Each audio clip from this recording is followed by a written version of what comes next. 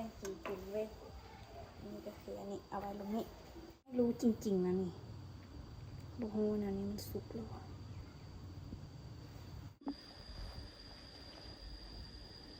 สวัสดีทุกคนยินดีต้อนรับทุกคนเข้าสู่ช่องของกิ๊กซอนและล้อซานเด้อวันนี้ฮานาทุกคนกิ๊กจะพาทุกคนมาเฮ็ดเมนูต้มอึ่งกันเพราะยามนี้เป็นยามฝนเลยว่าทุกคนก็คือกิ๊กอยากกินต้มอึ่งแห้งแล้วแม่ฮานาได้ไปซอกซื้ออยู่ตลาดมาแล้ว2 กิโลแต่ว่าโบแมนให้กิ๊กกินผู้เดียวเด้อแต่ว่าเพื่อนชาวมาเฮ็ดงานกระมูน่าจะสุ่มเซลแมวโพงในวันพรุ่งนี้แต่ว่าวันนี้ฮานากิ๊กจะพาทุกคนมาเฮ็ดต้มอึ่งกินกันกับแม่ตู้2 คนเนาะเนื่องจากว่าแม่ฮานาเพื่อนไปขึ้นเฮือนไหม้ของไทยบ้านนี่แหละทุกคนแล้วก็ก่อนอื่นที่กุ๊กกิ๊กจะพาทุกคนไปเบิ่งต้มอึ่งนะทุกคนจะพาทุกคนไปนึ่งข้าวก้อนแล้วก็เฮ็ดเวียกงานเวียกสารในก้อนแล้วกิ๊กจะพาทุกคนมาเฮ็ดต้มอึ่งกินน้ำกันได้ทุกคน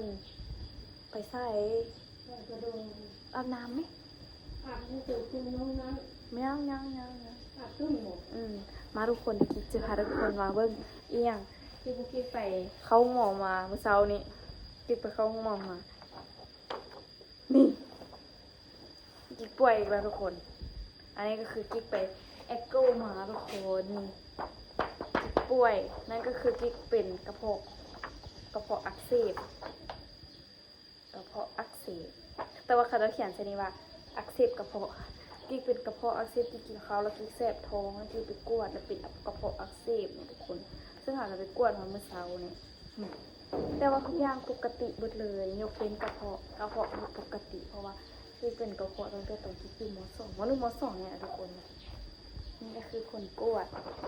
แล้วก็วันนี้ก็จะได้กินข้าวตรงเวลาแล้วก็กินข้าวกินยากินข้าวแล้วก็กินยาใส่ความนอนคนแต่ว่ากิ๊กจะพาทุกคนมานึ่งเขาตอนนี้หิวเขาแห้งแต่ว่าหมอห้ามบอกให้กินต้มนี่แต่ว่าเขาหากลับไปซื้อมีมากินมื้อนี้มื้อสุดท้ายก็ได้พี่น้องแล้วเดี๋ยวกิ๊กพาทุกคนมานึ่งเขาแล้วก็มาเฮ็ดต้มน้องอึ้งกินน้ำกันทุกคนมาทุกคนกิ๊กจะพาทุกคนมาดังไฟนึ่งเขาก่อนเนาะเพราะว่าเดี๋ยวแป้งกินสิแป้งเส้นงอแดงโอ้ยอันนี้ดังฟืนด้วยทุกคนเพราะว่าหาบ่มีเตาแก๊สแม่บ่ยานแม่บ่อยากใช้เตาแก๊สนะวะแม่ยังเป็นผู้เฒ่าอยู่ อันนี้ก็คือยางพาราก็ไฟเลยทุกคนเบิ่งกับไฟโอ้ได้เห็นค่ะ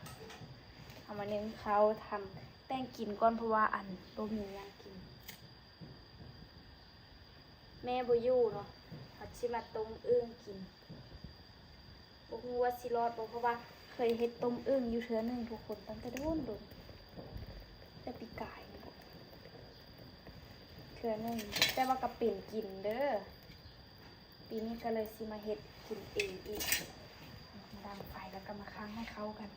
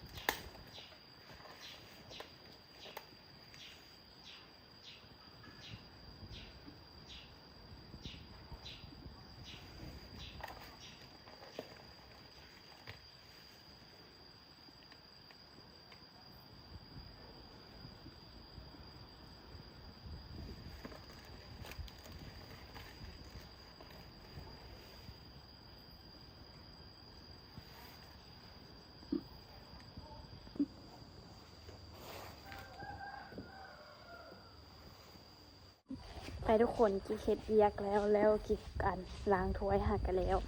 กิ๊กกสิพาทุกคนไปเอาส้มก้อนนั่นก็คือไปเอาใบส้มก็คือน่าจะแม่นใบไม้ยังว่าเห็นแม่ใส่นะแม่มาเขียบนี่แหละเป็นดอกคอนะแต่บุหัวมาเขียบหน่อยใส่ได้บ่ว่าสินะเอามาเขียบใหญ่หรือว่าใบมะขามมะขามงาม ตัวเห็นใบมะขามที่มูเคยกินก็คือใส่ใบมะขามแล้วก็สิพาทุกคนไปมะขามใบมันก็มีคนอยู่วันย่าเทาะหลักเอาก็ได้ ไปเดี๋ยวกิ๊บพาทุกคนมาเอาใบมะขามพวกคนกิ๊บมีดังเลยคนบอกว่ามาเลยใบมะขามที่เราซื้อเอามีคนอยู่บ่หลักเอาเลยเนาะไม่ใส่กิ๊บมาเอาใบมะขามเอาก่อนนี่เห็นบ่เห็นอยู่ปลายเห็นบ่ตั้งกล้องแล้วแบบกระเจ้าโค้งรถมาแล้วมาต่ำเอากล้องกิ๊บเนาะเฮ้ยคือสวยทุกคนหนูหักษากงให้ได้เท่าชีวิตแม่เพราะว่าเบิดหน่อยนี้เราบอกว่าจะกินสิเด็ดนี่คือใบมะขาม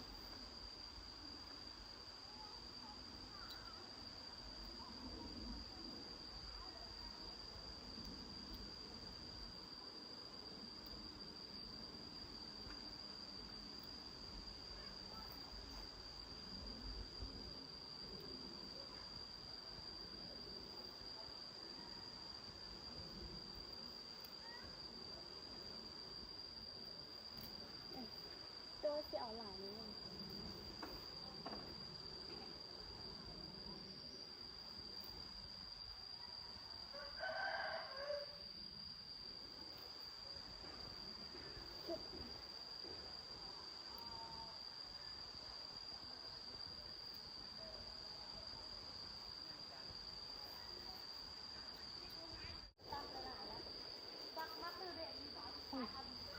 ได้แล้ว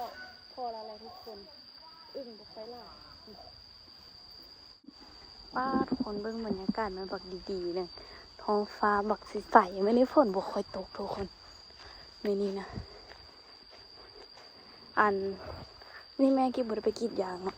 เราลืมไปกรีดยางแล้วกิ๊กก็ได้ใบมะขามมาแล้วกิ๊กก็เสียบไปล้างแล้วเฮาก็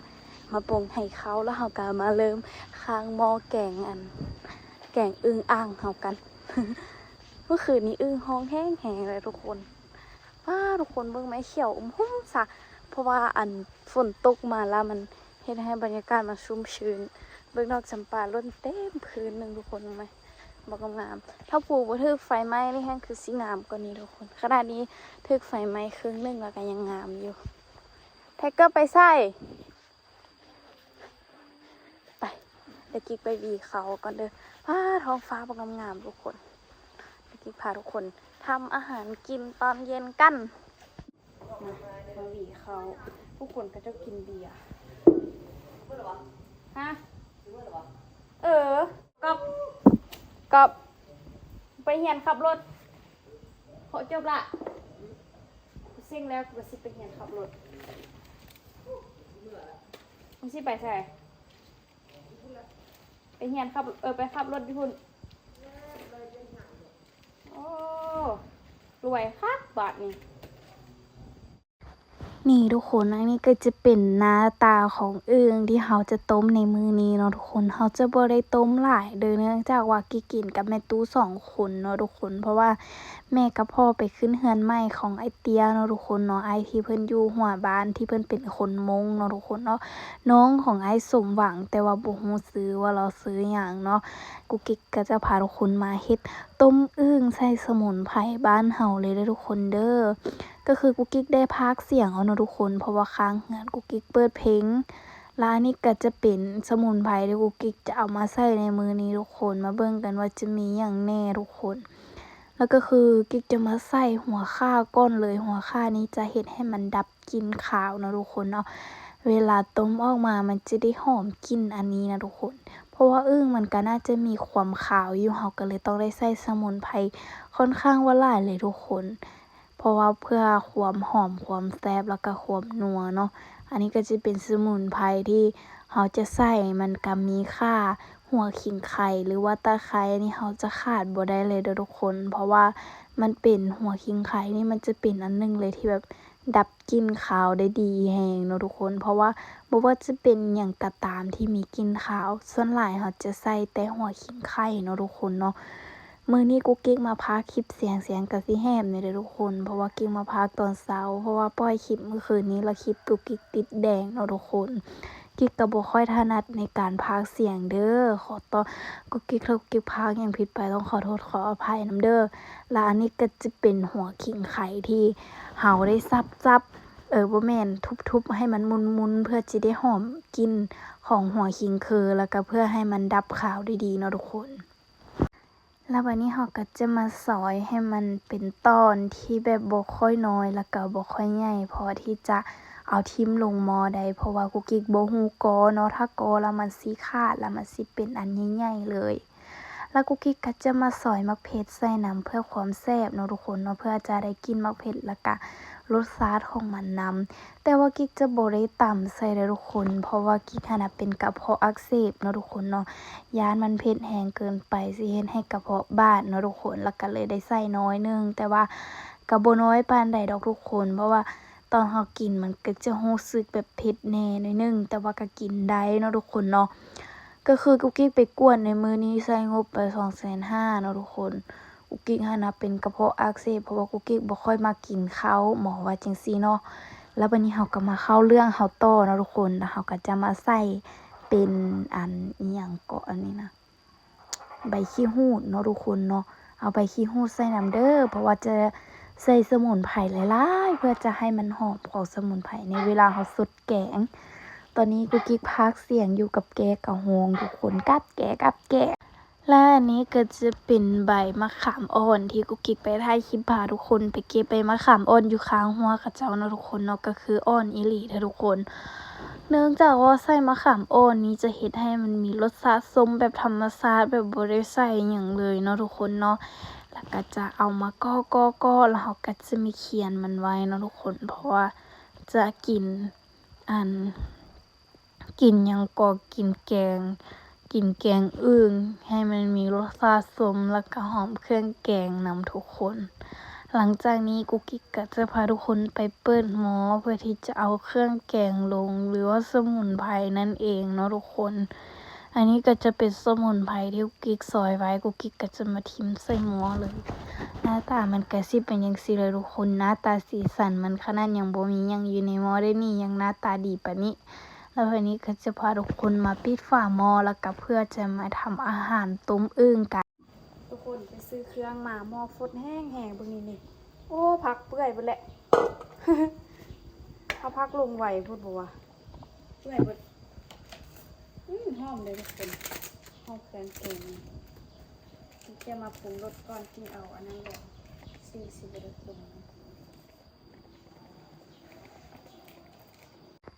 แล้ววันนี้กุ๊กกิ๊กก็จะพาทุกคนมาเริ่มปรุงรสเนาะทุกคนเอาข้าวเหนียวใส่หน่อยนึงเนาะทุกคนแล้วก็จะมาใส่เป็นผงชูรส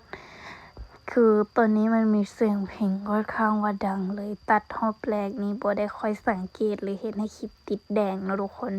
แล้วใบนี้ก็จะพาทุกคนมาใส่แป้งนัวเด้ออันนี้ก็แป้งนัวที่เราจะใส่เนาะทุกคนเนาะกุ๊กกิ๊กรู้สึกว่าน้ำค่อนข้างหลายเพราะว่าอันอึ่งเฮาต้มเพียงแต่10ปลายโตเท่านั้นเพราะว่าบ่ได้กินหลายเนาะอันนี้ก็จะเป็นปลาแดกหรือว่าปลาร้ารู้สึกว่ามันน้อยไปสิให้มันจางก็เลยว่ามาเอาใส่อีกน้อยนึงเนาะทุกคนแล้วก็จะคนมันส่วนอึ่งหันกุ๊กกิ๊กจะไปลวกในหม้ออีกหม้อนึงเด้อทุกคนเพื่อจะลอกอันน้ำเมือกของมันออกเนาะทุกคนเนาะจะเฮ็ดให้ตอนมาแกงมันจึงจะบ่มีน้ำเมือกเนาะอันนี้ก็จะเป็นอึ่งกุ๊กกิ๊กก็จะเอาลงเลยกุ๊กกิ๊กบ่ถ่ายทุกคนเบิ่งดนเด้อกุ๊กกิ๊กย้านมันติดแดงย้อนอันนี้นำเนาะทุกคนเนาะ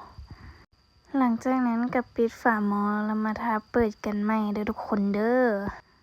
นี่ทุกคนอันนี้กับต้มค่อนข้างว่าใกล้จะสุกเลยแล้วเนาะทุกคนมาเปิดฝาหม้ออีกเทื่อนึงเนาะมาชิมรสชาติกันเลยว่าจะแซ่บส่ำใดเนาะทุกคนเดี๋ยวกุ๊กกิ๊กจะพาทุกคนไปเบิ่งตอนต่อไปเลยเนาะย้านว่ามันสิติดแดงจากอันนี้น่าจะบ่ติดดอกเนาะทุกคนเนาะน่าจะติดกับเป็นน้ำเพลงเนาะทุกคนเพราะว่าเพลงค่อนข้างว่าที่จะดังเลยเพราะว่าไมค์โทรศัพท์กุ๊กกิ๊กหันน่ะมันกลับมาเป็นปกติแล้วมันจะได้ยินเสียงแบบค่อนข้างว่าดีเลยแล้วนี้ก็จะมาปรุงเพิ่มนะทุกคนเนาะจะใส่เกลือเพราะว่ารู้สึกว่ามันจืดน้อยนึงทุกคนตอนนั้นคิดว่ามันสุกแล้วแต่ว่ามันยังบ่ทันสุกนะทุกคนเนาะก็เลยว่า สิมาเปิดเบิ่งไข่มันว่ามันสุกแล้วบ่ทุกคน อันนี้ก็จะเป็นหน้าตาของอึ่งเฮาเนาะทุกคนเนาะเฮาก็จิ้มมาเบิ่งว่าไข่มันสุกบ่ย้านมันเมือกอยู่นี่ทุกคนมันเป็นอันเมือกอยู่เนาะก็เลยว่า จะต้มต่ออีกแป๊บหนึงเนาะ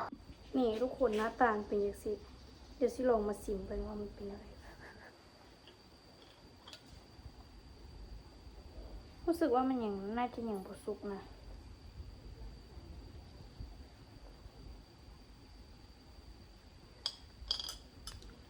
อะไรอยู่แต่ว่าปลาไว้อีกนิดนึงก่อนเอามันกลับไปเข้าคืนกัน ทุกคนกิ๊บแป้งกินสำเร็จแล้ววันนี้นะดิอันนี้ก็คือต้มอึ่งกินต้มแล้วนี่ทุกคนทายห้องให้กินอีกอย่างเด้อเดี๋ยวน้ำมันคือเชี่ยนี่แหละอ่ะไปเมื่อกี้พาทุกคนออกไปกินข้าวกับเมตู้ยูนอกนะทุกคนตอนนี้ให้เมตู้ออกมานั่งทักดีนอกแบบสิมากินข้าวแรงนะกันอ้าวคือบนนางระบัดนี้บนนางสับกินสวยๆจึงจะได้กินยามานั่งไว้กูจะนั่งด้านไหนนั่งด้านนั้นหมา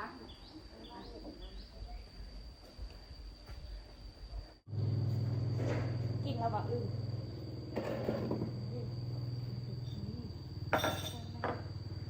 กันสิตักให้เท่าเด้อ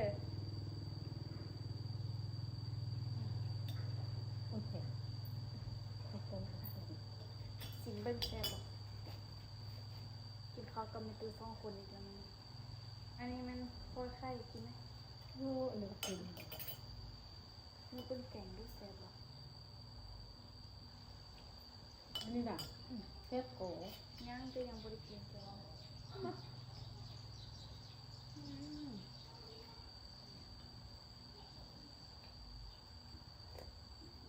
นี่ตัวนี้นี่ แซ่บบอกฮอนเนาะ ตอน อันนี้เป็นอื่น แซ่บของ ว่าง ต่างกัน ตอน10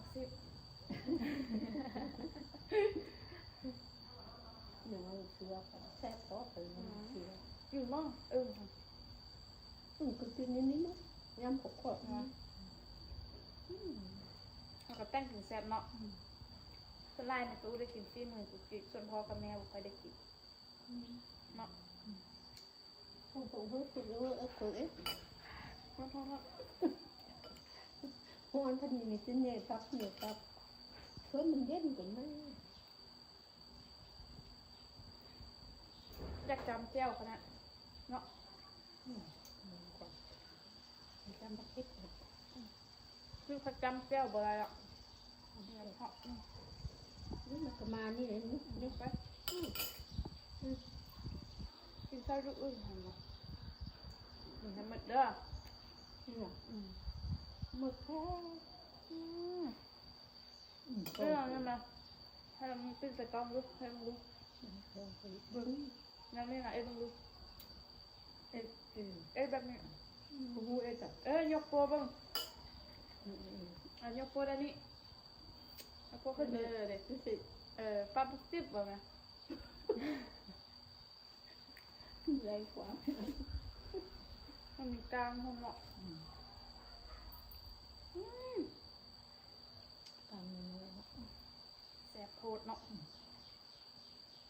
มาเด้อมากินข้าวกับกุ๊กกิ๊กกับกุ๊กซี่ต้องกลมอันเด็กก็แสบเนาะ người ta chỉ người ta thân thiện อันนี้แสบอันเดียวสุดแสบไอเดียวสุดอันนี้ phấn ว่าตักกินไล่ๆใช่ไหม đẹp của từng ตัวไข่กับแสบเนาะจีแน่ thuốc phải thì mình thầm massage mình như thế thì mình nữa กุ๊กกิ๊กได้ยาวมันกินซาเพราะอันเด็กน้อยมันซิบไปละลายจะพออีกแสบทึบ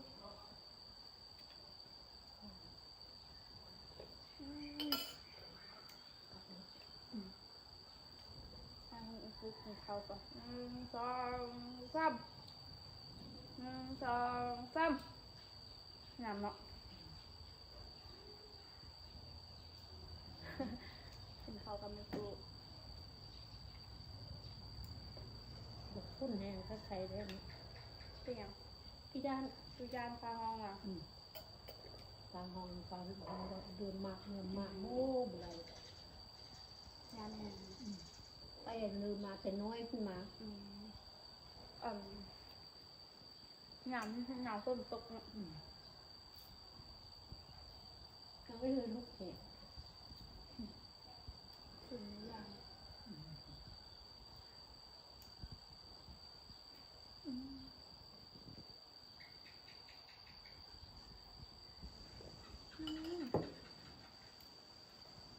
คมยังวะ ขี้มัน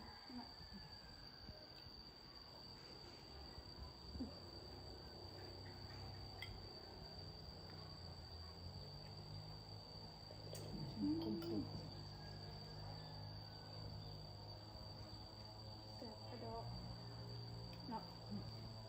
แล้วดึง กินบุกินห่วงก่อน โอ้ ตัวกินว่ะ กินก่อนกินเหมือนนี้พูดมันตาย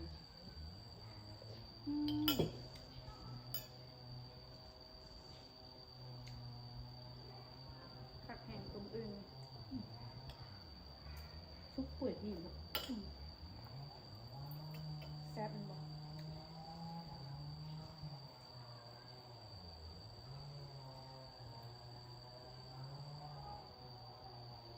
นี่เอ็ดหู พอเนาะ ฮอนขอเป็นไฮให้มันไฮ แซ่ แซ่ บบ บอกอัน มันแซ่บมันจะแซ่บ ปลาหมึกติดหมดเลยเนาะมันเลยเนาะอันอื่นยังยังกินนะอยากเอาห้อยมันต้มนะเนาะตูก็อยากบอก เอาเถอะค่ะ เก็บในกลางน้ำหน้าไปเก็บในกลางน้ำกันเนาะ ไม่ยุ่ง ทางโป้นะตูก็อยากไปเก็บอยู่อะ ไปมีที่ฟังอยู่ หน้าไปเนาะมันแดงนะฝนตกอีกเช้าไปเก็บห้อยเนาะพาไปซีไปเก็บห้อย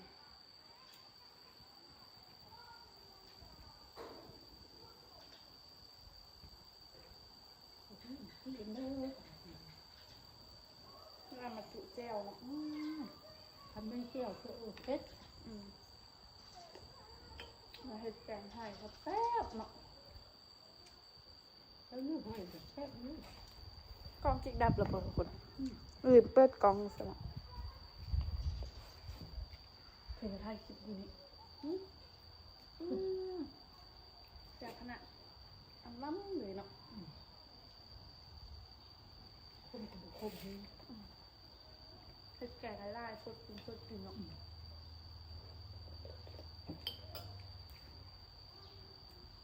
แฮกของตัวเองแต่งกินแซ่บค่ะ นี่เข้า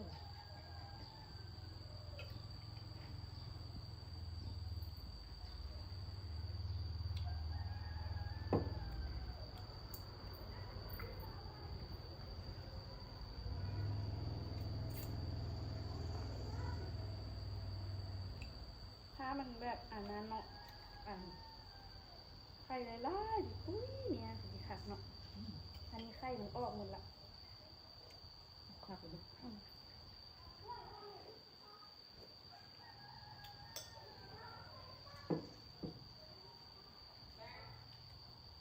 มือลายคนคือมือเนาะมันก็มีเพลแล้วสลองแสดง เป็นเขาสองคนตลอดเนาะ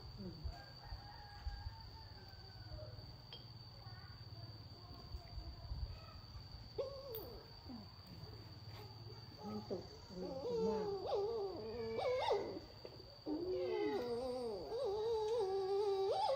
เอาที่ลึกไหล ตัวจุกหูตกตัวจุกหูตัวคนไทยอย่าง มาทุกคนจมหน้าขนาดนำเขาก่อน